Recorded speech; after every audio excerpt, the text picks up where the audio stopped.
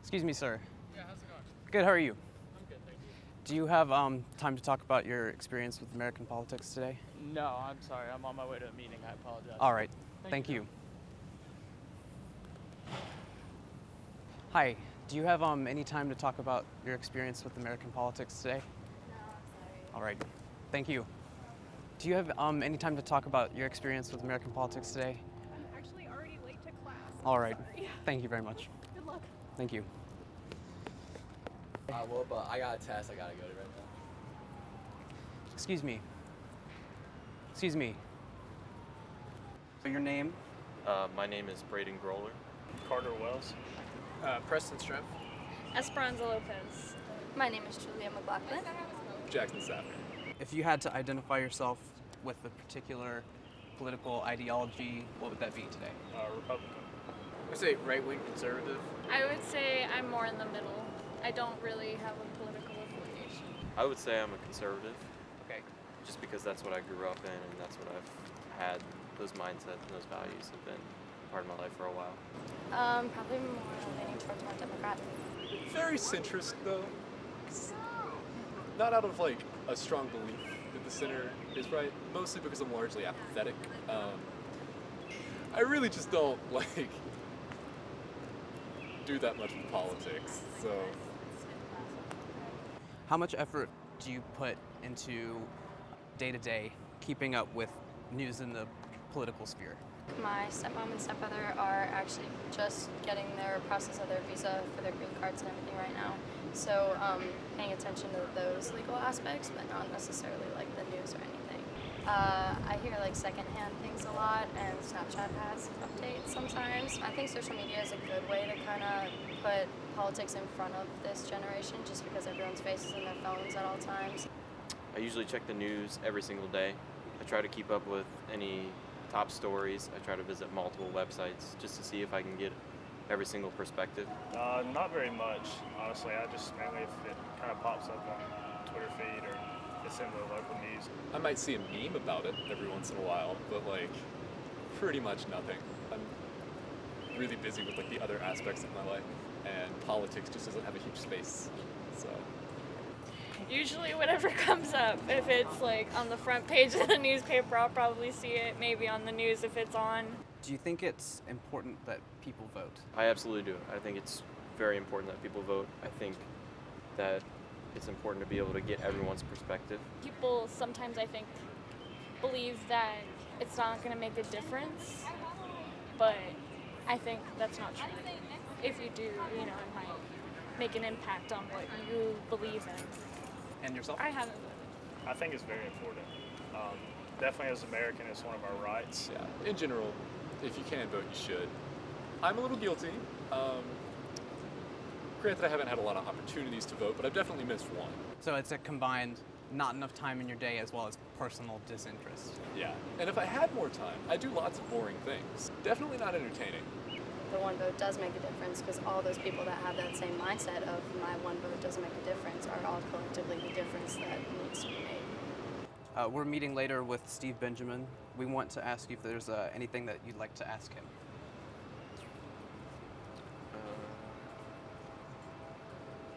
Are you familiar with his position, who he is?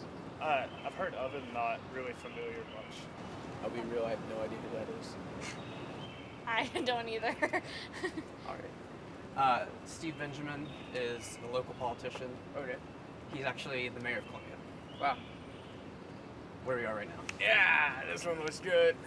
So, Maybe local politicians working Just- harder with get out here, show your face a little Being bit. more engaged. Yeah. Ask him like how much he knows about like modern day pop culture, because depending on how in tune he is with the youth of today, maybe he could get some of us more excited about politics. Who knows?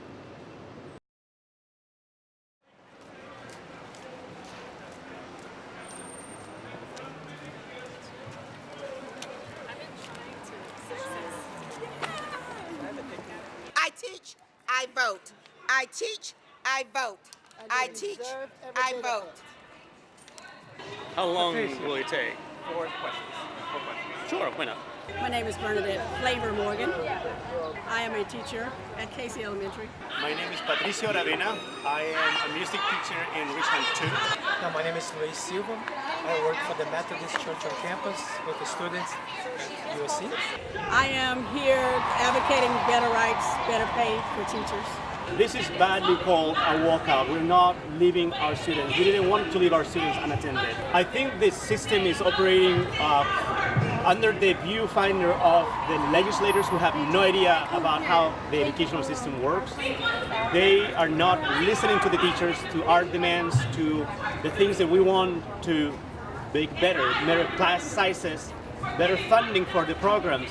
Do you feel like your voice as an American citizen is being heard today? Yeah, today, yes, because I've been to others and it was like a sparse group, but this time it's over 10,000 people, so it's really great today.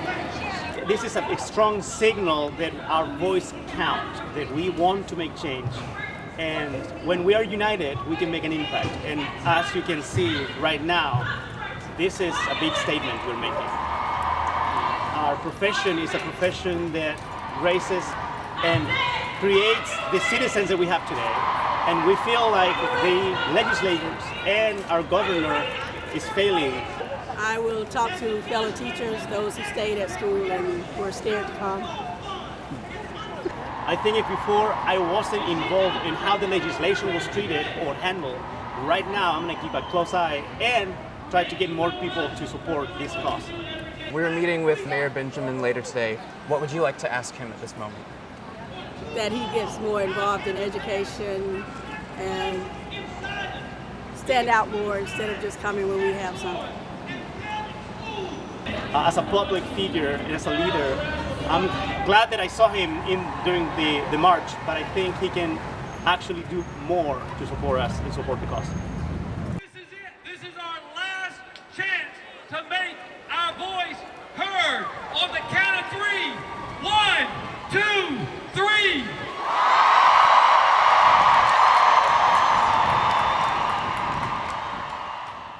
Well, first I wanted to start off thanking you for having us here today. Well, thank you all. I've been looking forward to it. I'm Steve Benjamin. I have the privilege of serving as mayor of Columbia, South Carolina. I have some clips to show you Okay. of some students at the university. Sounds good. How can we make sure that our country continues to progress? What are his goals and aspirations for the school systems in Columbia, and filling those jobs with better teachers and better funding? USC has a lot of out-of-state students, and a lot of people that aren't just from Columbia. So I think if there was that opportunity to be able to meet him and get to know who he is, because we do live right in the city of Columbia, I have no idea. If a man walked down the street right now, I'd have no idea who he is. He could be one of y'all. I'd go with what's your favorite color? Yeah. Maybe not. What's it like to be the mayor? How would you like to see Columbia progress?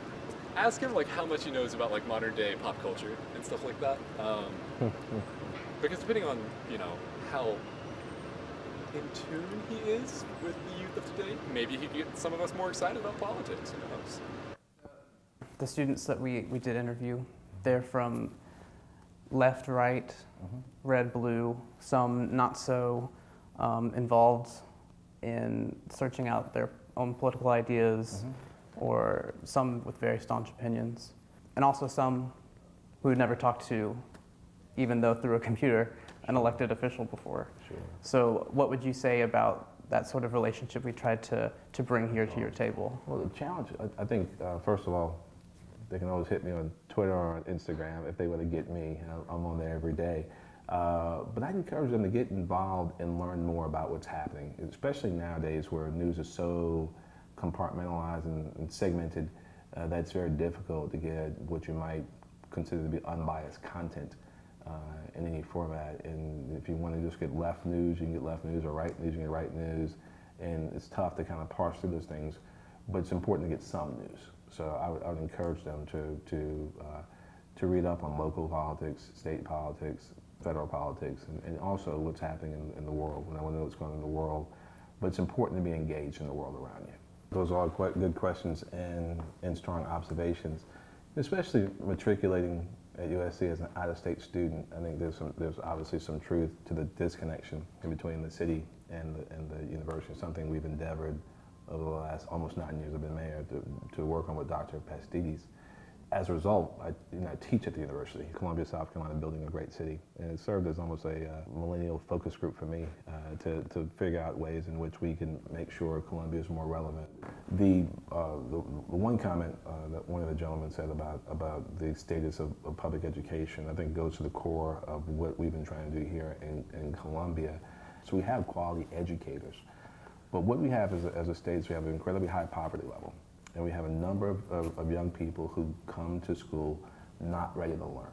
And that's something that's so important to remember, is that teachers can't do it all. And if you have a child coming to school in Allendale County, 5th grader, 6th grader, who's never been to a dentist, or a child who's not getting 3 square meals a day, and children are coming with a completely different set of problems, even than they did when I was growing up. But we gotta continue to work to make sure that we are harnessing all this incredible energy on campus and using it to the benefit of the city, and vice versa, making sure that our students are taking advantage of all the incredible, literally tens of millions of dollars of investment we're making in downtown, on the riverfront, the zoo. And I think if we do that, then we'll really start living up to our full potential. I would encourage everyone watching this video to recognize that we have inherited what I believe the greatest democratic nation in the history of the world.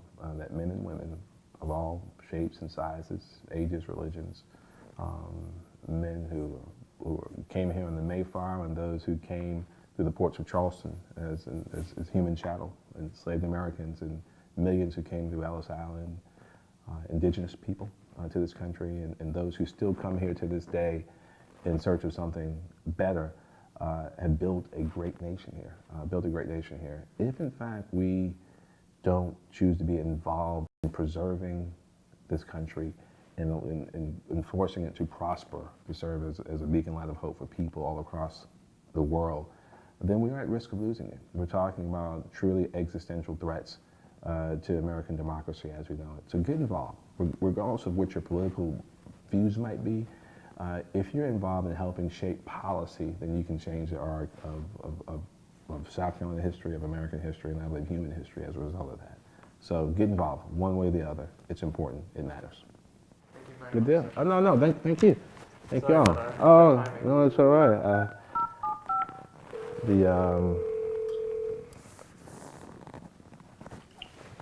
Is Daniel still here? Yeah, he's here. All right.